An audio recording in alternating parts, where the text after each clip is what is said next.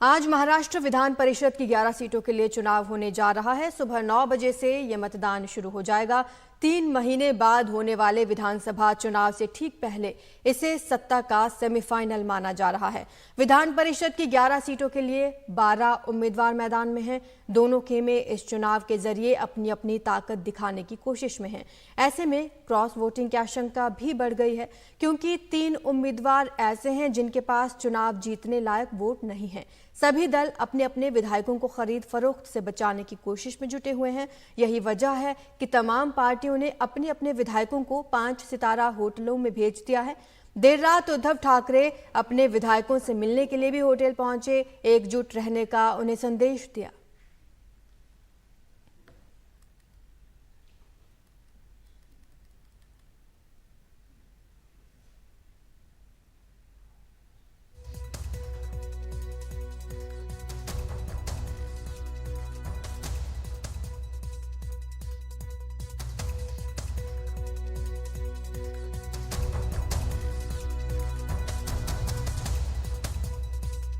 हैं और 12 उम्मीदवार हैं जिसके लिए जद्दोजहद शुरू हो चुकी है, क्योंकि आने वाले कुछ महीनों में ही वहां पर विधानसभा चुनाव भी होने हैं। ऐसे में ये चुनाव बेहद अहम हो जाता है। इसे एक तरह से सत्ता का सेमीफाइनल माना जा रहा है। आपको बता दें कि महाराष्ट्र विधानसभा में सदस्यों की संख्या 288 है। कुछ के निधन हुए हैं तो इस्तीफे के कारण संख्या घटकर अब 274 हो चुकी है और हर उम्मीदवार को अब जीत के लिए चाहिए 23 वोट।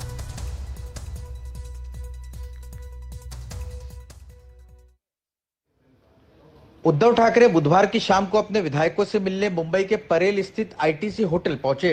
दरअसल महाराष्ट्र की सभी पार्टियां अपने विधायकों को अलग अलग होटल में रख रही है। दलील यह है कि विधायकों को एक साथ जुटाकर उन्हें मतदान की प्रक्रिया समझानी है और उन्हें जरूरी दिशा निर्देश देने हैं। लेकिन असली डर क्रॉस वोटिंग की आशंका का भी है, लेकिन सभी को अपना कुनबा भी संभालना है।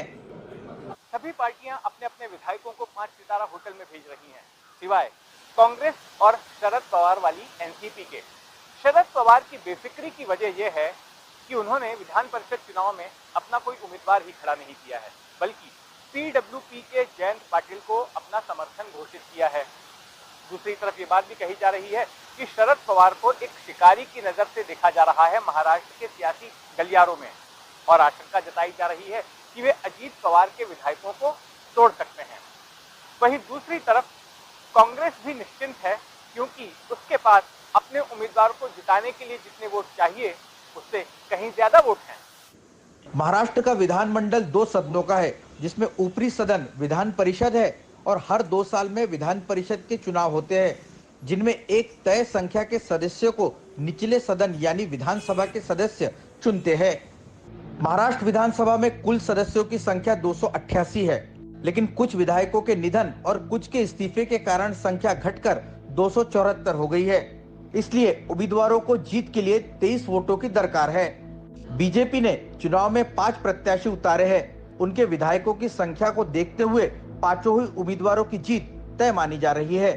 एकनाथ शिंदे वाली शिवसेना और अजीत पवार की एनसीपी ने 2-2 उम्मीदवार मैदान में उतारे हैं। शिंदे की शिवसेना के 2 उम्मीदवार पार्टी की संख्या के बल को देखते हुए जीत सकते हैं, लेकिन मुश्किल अजीत पवार के लिए है। लेकिन दूसरे उम्मीदवार के लिए 4 वोट कम पड़ रहे हैं। अब देखते हैं महाविकास आघाड़ी ने कितने उम्मीदवार उतारे हैं। गठबंधन के सबसे बड़े दल कांग्रेस ने 1 उम्मीदवार खड़ा किया है, जिसकी जीत तय मानी जा रही है, और कांग्रेस के पास 14 अतिरिक्त वोट है। शरद पवार की पार्टी ने पीजेंट एंड वर्कर पार्टी के जयंत पाटिल को अपना उम्मीदवार बनाया है। शरद पवार के पास 12 वोट है, यानी कांग्रेस के अतिरिक्त वोट के साथ वो जीत सकते हैं। वहीं उद्धव ठाकरे की शिवसेना के उम्मीदवार मिलिंद नार्वेकर के पास 15 वोट है। उन्हें जीतने के लिए 8 वोट जुटाने होंगे। ये राजनीति है, राजनीति में सावधान से चलना जरूरी है, इसलिए हम लोग है। और जो किया है वो ऐसा दूसरा कोई गलत बात के लिए नहीं है, अच्छे के लिए। उनमें 3 में कौन आएगा वो हम लोग नहीं बता सकते, लेकिन हमारे 9 के 9 विधायक आ जाएंगे। नेता ने जो किया वो पीछे वाला भी कर सकता है ना, तो उसका तो डर रहेगा ना। हमारा नेता लॉयल्टी को पहचानता है और उसको डर नहीं है कि मेरा अंदर कहीं जाएगा ही नहीं, तो हम इधर घूम रहे हैं खुलेआम। अभी नेता जाके होटल में सो रहे हैं, अरे अच्छा है कि दरबान की कुर्सी पे नहीं बैठे। शरद पवार वाली एनसीपी के नेताओं का दावा है कि पिछले साल जो विधायक बगावत कर अजीत पवार के साथ चले गए थे, उनमें से कई वापस लौटना चाहते हैं। 2019 से लेकर अब तक महाराष्ट्र की राजनीति में ये तीसरा मौका है जब रिसोर्ट पॉलिटिक्स देखने को मिल रही है। इस रिसोर्ट पॉलिटिक्स से एक साफ संदेश जाता है कि तमाम राजनीतिक दलों को अपने विधायकों पर कितना अविश्वास है। क्योंकि विधान परिषद के चुनाव गुप्त मतदान के जरिए होते हैं, इसलिए हमेशा आशंका होती है क्रॉस वोटिंग की। 2022 के भी विधान परिषद के चुनाव में क्रॉस वोटिंग हुई थी और इस बार भी इस आशंका से इनकार नहीं किया जा सकता।